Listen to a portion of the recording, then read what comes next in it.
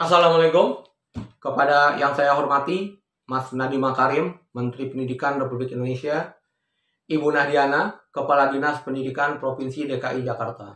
Atas nama orang tua yang anaknya tahun ini mengikuti PPDB, kami mengajukan tuntutan agar PPDB 2022 diulang dari awal. Karena yang telah berlangsung selama ini bertentangan dengan Pancasila dan UUD 45. Sila kelima Pancasila menyebutkan bahwa keadilan sosial bagi seluruh rakyat Indonesia.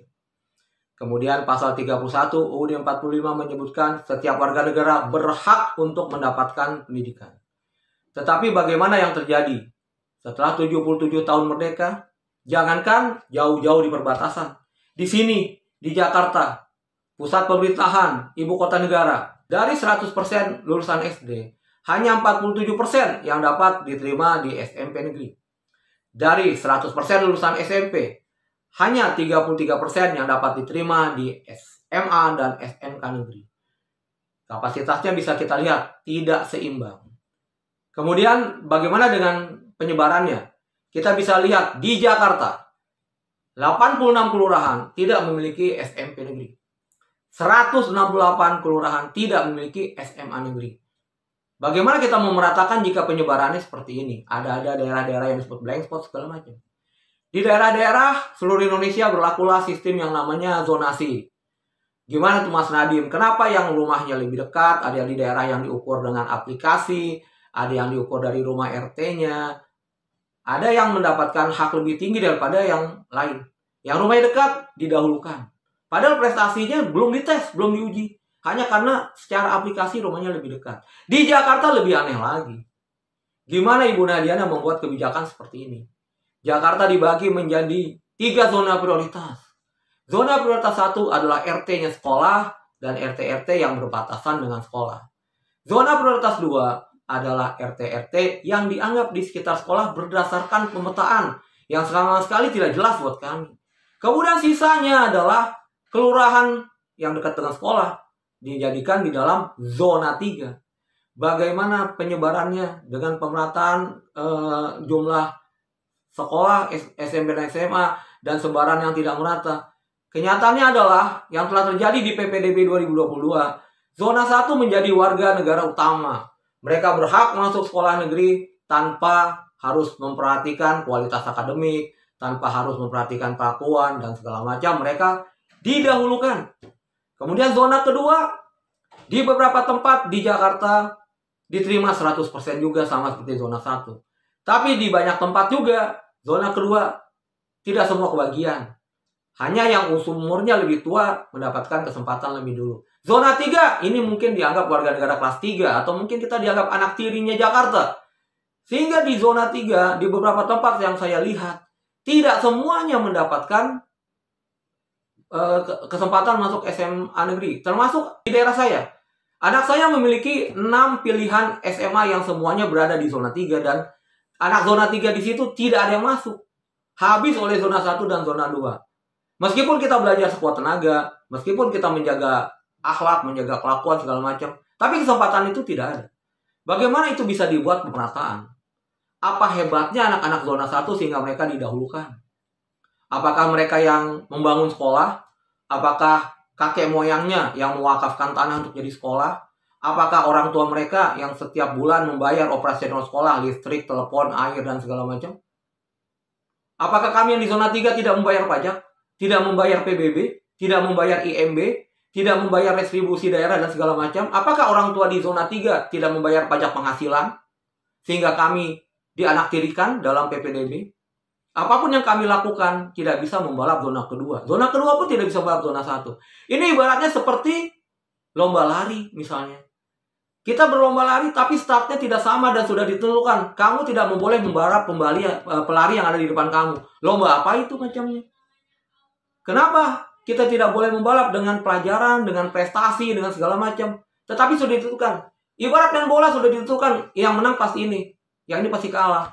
Apa gunanya kita belajar selama 5 semester kalau hasilnya seperti ini?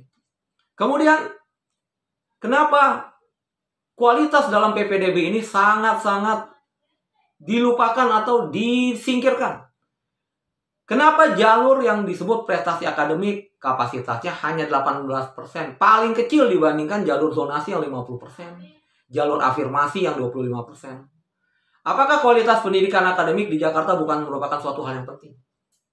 Bagaimana anak-anak kita mau bersaing menghadapi negara-negara lain kalau seperti ini? Disebut jalur prestasi akademik tapi kapasitas paling kecil. Berarti memang kualitas akademik buat pemerintah DKI Jakarta, Dinas Pendidikan, itu adalah hal yang tidak penting. Cukup 18%. Kemudian nilainya pun sangat-sangat tidak akademik. Karena raport 5 semester yang dinilai hanya dihargai 30% dari bobot penilaian akhir. Bagaimana mungkin raport selama 5 semester disamakan dengan sebuah sertifikat perlombaan?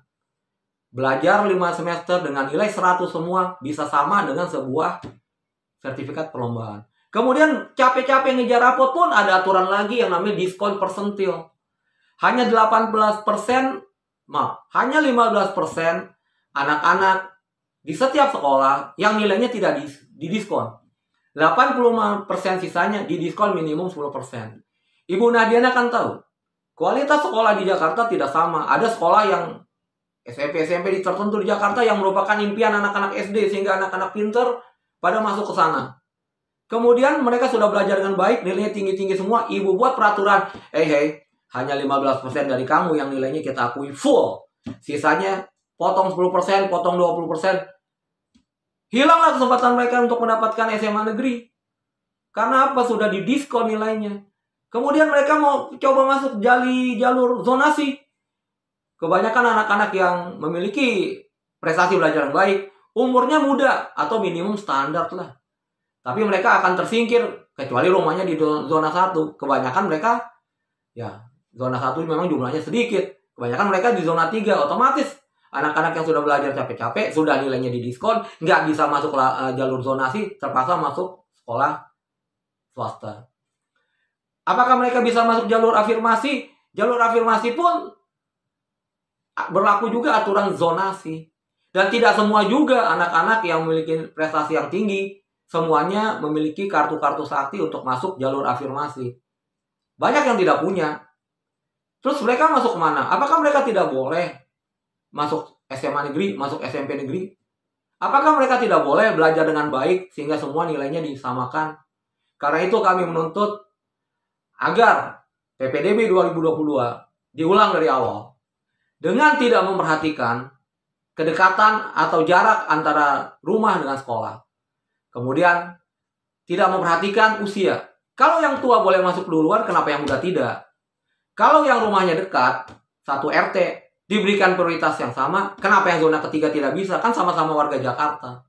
Jadi kami mohon agar PPDB 2022 diulang dengan sebuah tes yang fair, yang memiliki bobot kesulitan yang sama terhadap semua anak, dengan peraturan yang sama, seperti setidaknya PPDB 2018 dan sebelumnya, di mana anak-anak harus bersaing dengan prestasi. Pemerataan. Pemerataan itu sudah dilakukan dengan fiskal, yaitu dengan yang namanya pajak dan subsidi. Orang yang mampu dipajakin, orang yang tidak mampu dikasih subsidi, KJP, PIP, dan segala macam. Kalau kurang, tambahin, nggak apa-apa. Kalau pajak, tinggal ini saja, berkoordinasi dengan Dinas Pendapatan DKI, apakah untuk pendidikan DKI perlu pajak atau segala macam. Karena itu, Ibu Nadiana dan Mas Nadiem sebagai penanggung jawab pendidikan di DKI Jakarta dan Mas Nadiem di seluruh Indonesia, kami mengajukan agar PPDB 2022 diulang dari awal dengan memberikan kesempatan yang sama, yang adil kepada seluruh anak-anak di Indonesia berdasarkan prestasi belajarnya. Tidak ada keistimewaan bagi yang rumahnya lebih dekat dibandingkan yang lebih jauh. Tidak ada keistimewaan bagi yang berusia lebih tua dibandingkan yang lebih muda. Samakan saja keadilan sosial bagi seluruh rakyat Indonesia. Terima kasih. Wassalam.